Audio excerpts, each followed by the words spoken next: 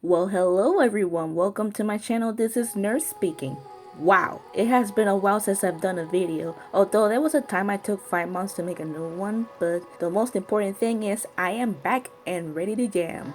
Last video I talked about Artful, and before that I was talking about Artful as well. Am I not obsessed? But last time I was reviewing its cons and pros and why it was a good alternative to Instagram if you were tired of its messy algorithm. I give it a 4 out of 5 because the site is so freaking buggy, but the community is absolutely friendly and supportive and it makes it quite tolerable. And my sentiments haven't changed. It's still laggy as all heck, but it continues to be the nicest art community I ever been to. And they keep adding new feats like groups. But I am not here to discuss about Artful again. No, this time I am going to talk about Bluesky, the absolute competition, an alternative to Twitter. I am not gonna call it X. Now, this app is super recent. It was launched a year ago in its beta version and is invite only. Oh wait. But I thought of giving it a review in its early stages to see if it's worth dipping your toes in its waters. Now, I want to remind you that I am not a social media expert or a marketer. I am just reviewing this from the perspective of a user. Also, I am judging the app version, not the website as much because I frequently use it through the phone, so keep that in mind. Now, without further ado, let's talk about the cons. Con number 1 is a decentralized social media platform. Now, that's not at all a bad thing. Decentralized means that it's owned by a group of people rather than a single entity. Your data stays with you, your privacy can or cannot be compromised depending what you do with it. In fact, it sounds more like a positive than a negative. The reason why it's a con is because decentralized means that there's no algorithm at all. In fact, the way Bluesky works is that there are a series of feeds where certain hashtags work. You pick and choose what feeds you want on your profile. That's how you only see posts. Oh, and depending who you follow and whom they repost. So you have hashtags where you can be seen, but they have a 50-50 probability that it will be seen by strangers. In fact, it's less than that. The only way you grow is by, engagement. You have to work hard in order to be seen by others. Con number 2. Like I said, hashtags are a thing in Bluesky, but you can't tell if they work. In fact, you can't click on them to check other posts under any hashtag. This is the only site I know where you can't see hashtags, so to speak, and I find it a little frustrating because there are no categories for the hashtags or see which ones do well and which ones don't. You have to guess and depend on feeds in order to see posts, not hashtags. So you may wonder, what's the point of having them in the first place? Well, that's why they have those feeds. Hashtag only works in that specific place, which you have to make sure you pin it in your notice board in order to have it in your profile. In fact, the curious thing about it is that the discovery page, they have their own discovery feed as well, is a hashtag icon. So that must be it. Con number 3. This might be me, but everything seems a little cluttered. The home feed feels cramped together, text and images, to the point where sometimes I can't tell which post it belongs to. The texts are too wide, the feed is too small, and you can't reduce the font size. Then again, it might be a phone setting, but it should have an option to make letters appear bigger or smaller, kinda like Tumblr. I know the site is still in its early days, but I don't know. It looks a little strange to me. I think it's something they ought to fix or add later on. Con number 4. The character limit is 300 compared to Twitter's 400 character limit and Mastodon's 500. Meaning Bluesky gives you too little to write, and if you're a long-winded person like me, you have to either compress your thoughts, story, or poem, or make it into a multiple thread, which you can, but apparently it's not a thing people do. The threads don't get paid much attention, so you must shorten your captions. And that's all I have to say about the cons. Number 5 was about how it was invite only, but that's changed quite recently. I am editing the script as I'm going. I only started recording this now. So it's time to move on to the pros. Pro number 1. I don't know where the bugs other people claim are coming from, but this app functions smoothly. Other than a few glitches here and there, the app works well. The scrolling feels satisfying and very smooth, and it doesn't auto-refresh, which I love. The app always has new additions and fixes. It's refreshing. And the slightest bug gets fixed to the point where you don't even notice it was there to begin with. Then again, that's my experience. I have nothing but positive things to say about its performance.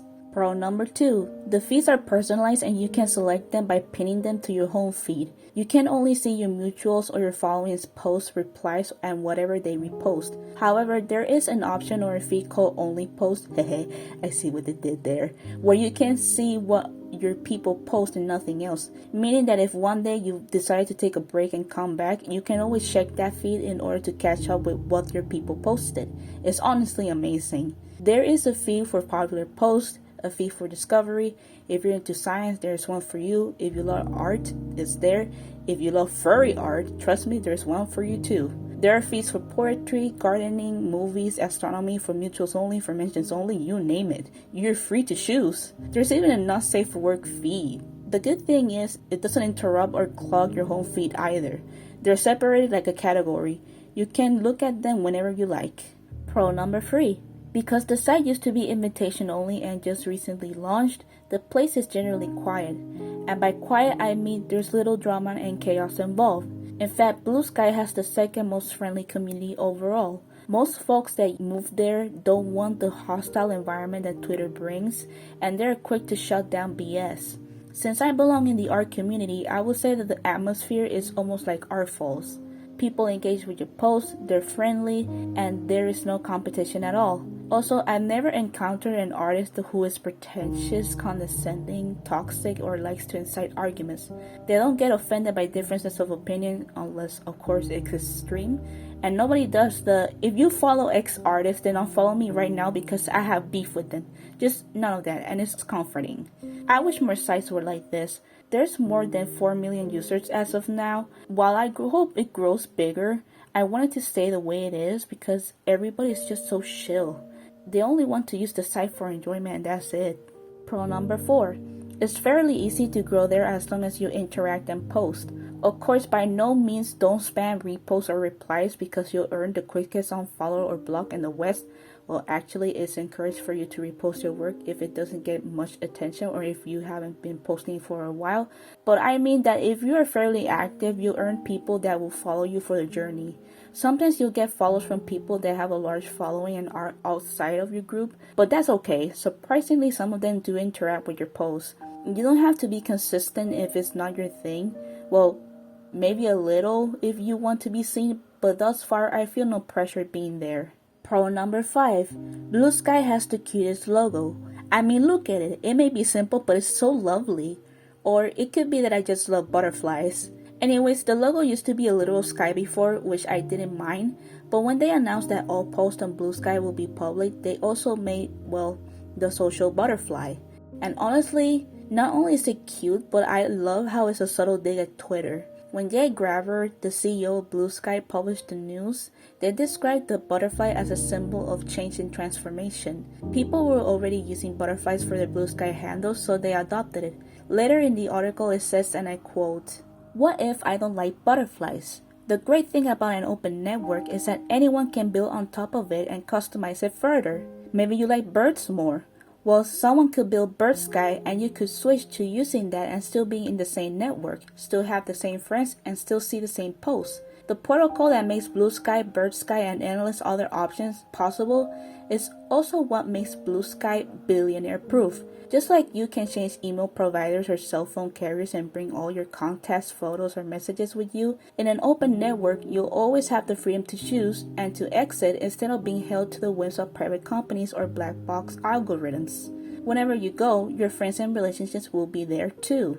I mean, do I have to say anything else? It's just wonderful, and people are catching up to it too.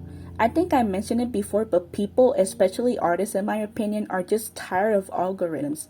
They just want a space to share their art without the need to be at odds with the site. Not everything is merchandisable. People don't want to buy to get promoted and seen. Much less in this economy, I believe.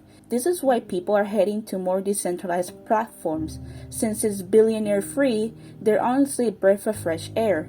So you have to work really hard to get seen if you want to make it your main site, but they're worth it. So, what's my verdict on Bluesky? Well, I would say it's a 4.5 out of 5. Artful is still my favorite app among all, but the good thing about Bluesky is that it's barely glitchy. It functions well for something that is in its early stages, but again, that's at least for me. The 300 character limit is what kills me because I read a lot of lore in my character descriptions and I feel uncomfortable about making threads out of it that people might not read. Yet that's a me thing and I guess I have to do that from now on. It also feels a little compressed, but other than that, it's a very good alternative for Twitter. I wouldn't say it's very much like Twitter because hashtags work differently. They function through customizable feeds, but the vibes, the culture, and even the quoted posts make it very similar. I mean, it's made by someone who worked for Twitter. But unlike birds, butterflies are harmless. The fact that it's a quiet, peaceful place to be makes it their logo very fitting, and each time they're planning for new surprises. I just hope they keep it this way now that invitation codes and waitlists are no longer needed. And that's all I have to say about Bluesky. I apologize for the long silence. Real life has been kicking my butt and I've been debating about what topics to delve next. This script went through a lot of edits as time went on and I can't make a promise that I'll be more consistent, but I do promise that I'm not going anywhere. This video is a little shorter since Bluesky is quite new and I started using it around November, so I don't have much of a user experience in it, but I have high hopes for it nevertheless. Also, what is this? 99.9% of you are not subscribed? What are you waiting for? If you wish to see more videos from me in the future, please subscribe. Who knows? I might have a new video very soon. YouTube is a hobby for now, but I really miss making videos, so once again, it feels good to be back. Anyways, that's all I got for today. I hope you have a wonderful day, as wonderful as you are, and I will see you all in the next one. Take care, everybody.